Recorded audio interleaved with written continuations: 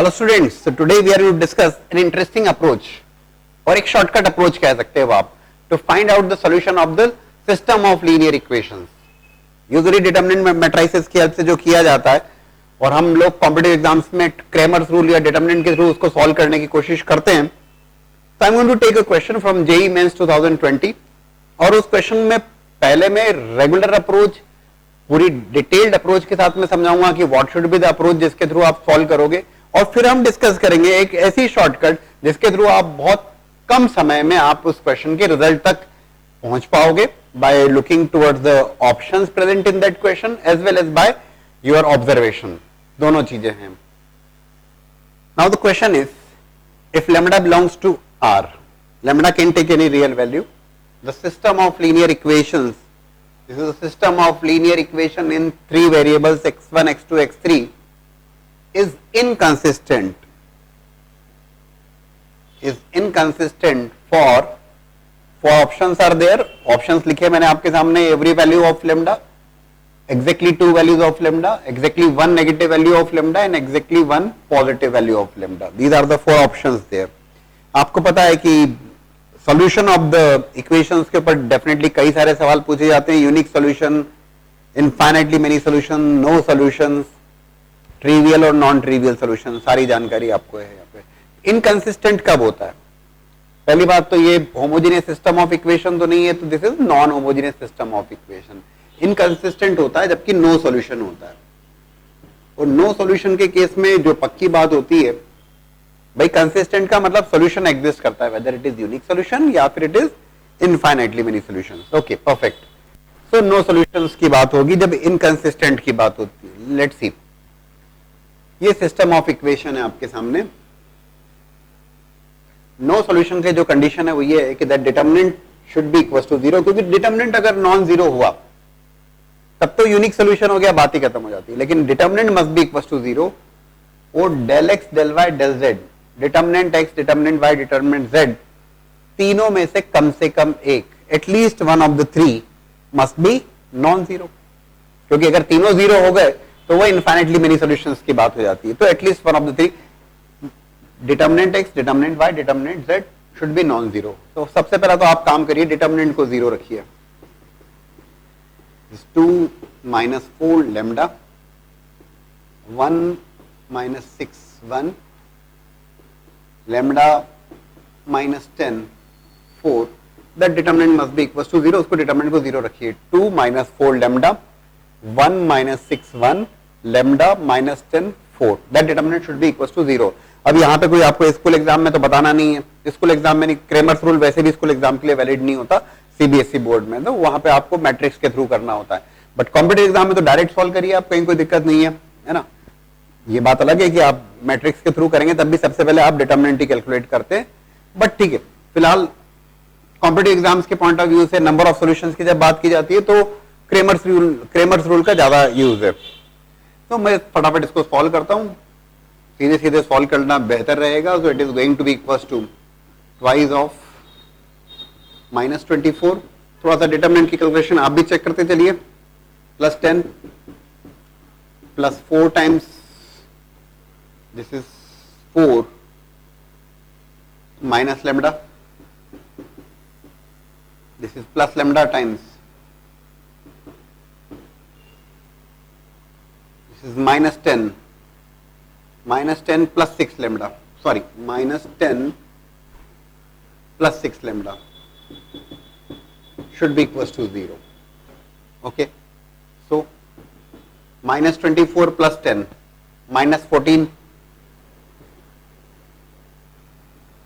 into 2 -28 plus 16 minus 4 lambda minus 10 lambda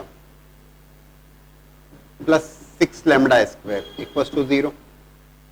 So it is coming as 6 lambda square minus 14 lambda minus 12 equals to 0. जो cancel होता है उसको cancel कर दीजिए. 3 lambda square minus 7 lambda minus 6 equals to 0.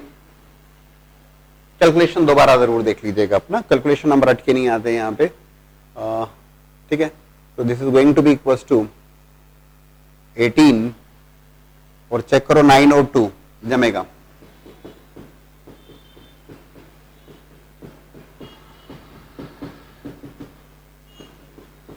3 lambda common लिया, lambda minus 3 plus 2 common लिया तो lambda minus 3 equals to 0।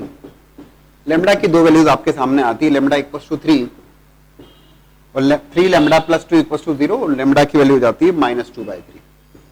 लेकिन आप जानते हैं केवल डिटर्मिनेंट 0 हो तो कंपलसरी बात है, और ये डिटर्मिनेंट 0 दो जगह होगा, कहां पर? Infinitely many solutions as well as no solutions, ठीक है ना।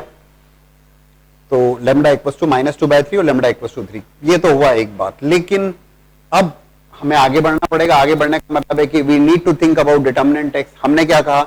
Determinant x, determinant y, determinant z, तीनों में से कोई एक नॉन जीरो होना चाहिए, कम से कम एक, ठीक है। लेट्स सी क्या लगता है आपको। डिटर्मिनेंट एक्स करते हैं। Determinant x would be equals to, this is 2, when I say determinant x, can you please find out that determinant x, determinant y, determinant z, केवल एक कोई सा भी कर दीजिए आप। लेट्स से determinant x ही करिए आप, चलिए करिए जरा प्लीज फटाफट। determinant x की जगह, determinant x में क्या होने वाला है? 2 1 लैम्डा की जगह आप रख दोगे 1 2 3। फिर हम इन वैल्यूज की हेल्प से देखेंगे उसमें क्या कलाकारी कर सकते हैं। लेकिन 1 2 3 -4 -6 -10, भाई x1 वाली जो थी ना ये 2 1 लैम्डा, इसको रिप्लेस किया आपने 1 2 3 से, -4 -6 -10 लैम्डा 1 4। इसको सॉल्व करता हूं मैं, ठीक है। कैलकुलेशन को आसान बनाने के लिए यू कैन टेक 2 कॉमन ले सकते हो आप, यहाँ पे -2 कॉमन ले सकते हो आप इस रो से, है ना, सॉरी इस कॉलम से, कॉलम नंबर 2 से -2 कॉमन लिया, थोड़ी सी कैलकुलेशन आसान बन जाएगी। दिस इज 1 2 3 माइनस हमने कॉमन लिया -2, तो दिस इज 2 3 5 लैम्डा 1 4, ठीक है। अब डायरेक्ट सॉल्व कर लेते हैं। -2 times this is going to be, along with 1 it is going to be 12 minus 5 -2 times 8 minus 3 plus lambda times 10 minus 9 -2 times 12 minus 5 7 8 minus 5 8 minus 3 5 so minus 10 plus 10 lambda, sorry 10 minus 9 lambda. So what you are getting is -2 times lambda minus 3. अब हो गया हमारे लिए सोचने समझने वाला कार्यक्रम। Determinant x is coming as, यहां पे लिख रहा हूं मैं ताकि आप देख पाए, -2 टाइम्स लैम्डा माइनस 3। बोले सर अब डिटर्मिनेंट वाई भी करें, डिटर्मिनेंट जेड भी करें, पहले जितना आया उसको तो देख लें हम कि क्या होने वाला है। देखो जब आप लैम्डा की वैल्यू 3 रखोगे और जब लैम्डा की वैल्यू -2/3 रखोगे, जब लैम्डा की वैल्यू 3 रखोगे तो ये 0 बनेगा। और उसने पूछा इनकंसिस्टेंट की बात है, लैम्डा की वैल्यू 3 रखने पे 0 हो जाएगा। अब हम यहाँ ऑप्शन देखते हैं क्या क्या ऑप्शन है। Exactly every value of lambda, मतलब लैम्डा बिलोंग्स टू आर। अच्छा, exactly 2 values of lambda, 2 values के लिए एक पॉजिटिव नेगेटिव रियल, एक पॉजिटिव वैल्यू ऑफ लैम्डा और एक नेगेटिव, एग्जैक्टली 1। 4 ऑप्शन। इस 4 ऑप्शन को देखते हुए एक बात तो सोचो आप कि लैम्डा इक्वल्स टू 3 रखने पर तो determinant x would become 0, determinant x यहां पे 0 बनेगा। और लैम्डा की वैल्यू -2/3 रखने पर क्या होगा?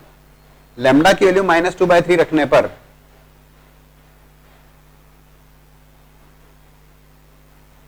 Determinant x is not going to be equals to 0। और अगर डिटर्मिनेंट एक्स, हमने तो ये पहले ही बोल दिया कि अगर तीनों में से एक भी अगर नॉन जीरो होता है, ठीक है, तीनों में से एक भी अगर नॉन जीरो होता है तो उस केस में क्या हो जाएगा? उस केस में ये तो क्लियर कट हो गया कि -2/3 पर determinant x is not equals to 0, which clearly means कि यार इसके ऊपर तो वो नो सॉल्यूशन वाली स्थिति बनना ही है। और नो सॉल्यूशन की स्थिति बनना है मतलब वो इनकंसिस्टेंट होना है। तो एक वैल्यू तो आपको मिल गई, कौन सी वैल्यू? -2/3, मतलब exactly 1 negative value of lambda. लेकिन इसको डिक्लेयर करने के पहले एवरी वैल्यू ऑफ लैम्डा, ऐसा तो कुछ नहीं है, एग्जैक्टली 2 वैल्यूज ऑफ लैम्डा। देखो अब यहां पर आप सोचो कि लैम्डा इक्वल्स टू -2/3 तो हमने डिक्लेयर कर दिया। अब लैम्डा इक्वल्स टू 3 पर क्या हो रहा है? लेमडा इक्वल टू 3 पर डिटर्मिनेंट भी 0 हो रहा है, डिटर्मिनेंट x भी 0 हो रहा है. जस्ट थिंक ओवर कि लेमडा की वैल्यू अगर मान लीजिए मैं 3 रखने पर डिटर्मिनेंट x 0 हो रहा है, ठीक है. कैन यू थिंक ओवर, क्या आप सोच सकते हो कि लेमडा इक्वल टू 3 रखने पर डिटर्मिनेंट y और डिटर्मिनेंट z की क्या पोजीशन बनेगी before declaring the result? Can you think over that? जरा सोचिए. ये तो हमने पूरी बात समझा दी आपको कि what is the value of determinant, determinant की वैल्यू 0 कब होगी, 0 क्यों होना चाहिए, इनकंसिस्टेंट की बात कही है, ये 2 वैल्यूज आ गई. डिटर्मिनेंट x कैलकुलेट किया, एक को तो हमने तत्काल कहा कि भाई लेमडा इक्वल टू -2/3 पर, तो क्लियर कट ये बनेगा नो सॉल्यूशन वाली स्थिति, जो कि इनकंसिस्टेंट में होगा. ये तो बिल्कुल साफ साफ दिख रहा है कि -2/3 वुड बी देयर. बट क्या ये 3 भी हो सकता है? इस 3 के ऊपर डिटर्मिनेंट x तो 0 बन रहा है, लेकिन क्या डिटर्मिनेंट y तो कहीं नॉन जीरो नहीं हो जाएगा? डिटर्मिनेंट z तो कहीं नॉन जीरो नहीं हो जाएगा? ये सोच लीजिए, देखें जरा क्या कर सकते हो आप. क्वेश्चन में मैंने आपके लिए डिटर्मिनेंट y और डिटर्मिनेंट z भी कैलकुलेट किया. डिटर्मिनेंट x तो क्लियर था आपको. अब यहां पर डिटर्मिनेंट y जब हमने कैलकुलेट किया तो आप ये ऑब्जर्व करते हैं, complete calculation is there, you are getting lambda plus 1 into lambda minus 3. Again what is happening here, that for lambda equals to 3 it is becoming 0. Similarly determinant z भी मैंने आपको कैलकुलेट किया, तो डिटर्मिनेंट z ये आपके सामने है. Yes, you need to do at your own, ये कंप्लीट प्रोसीजर है आपके सामने.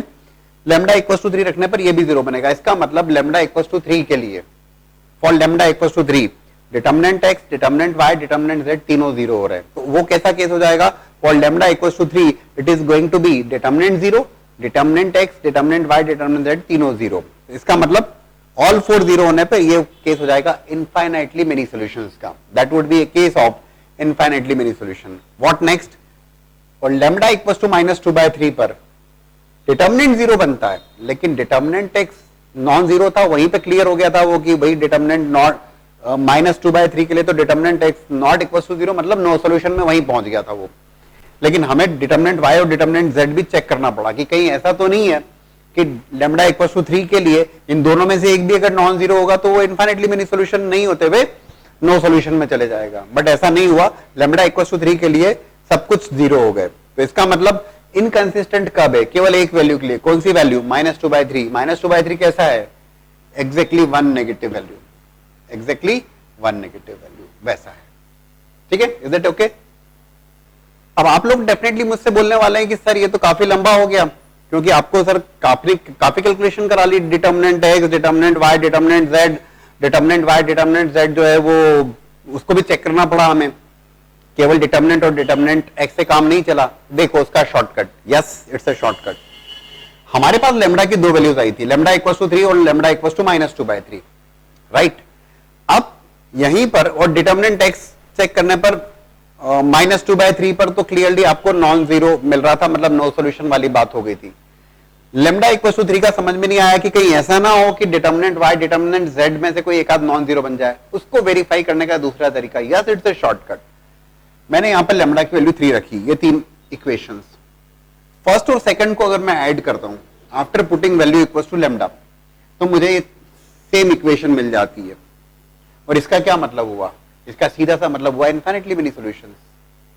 3 वेरिएबल 2 इक्वेशंस में सिमट गए, इसका मतलब ये इनफाइनाइटली मेनी सॉल्यूशंस बनाएगा. क्लियर हो गया, इसका मतलब बिल्कुल क्लियर हो गया कि लैम्डा इक्वल्स टू 3 के लिए ये बनेगा इनफाइनाइटली मेनी सॉल्यूशंस.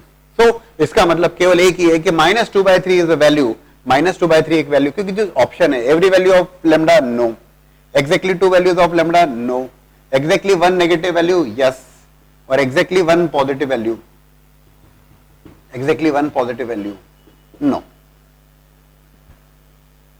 अब इसमें एक और शॉर्टकट, अब इन्हीं 4 ऑप्शंस के साथ में, even if you do not calculate determinant x, तब भी आपका बन जाएगा. बोले सर कैसे?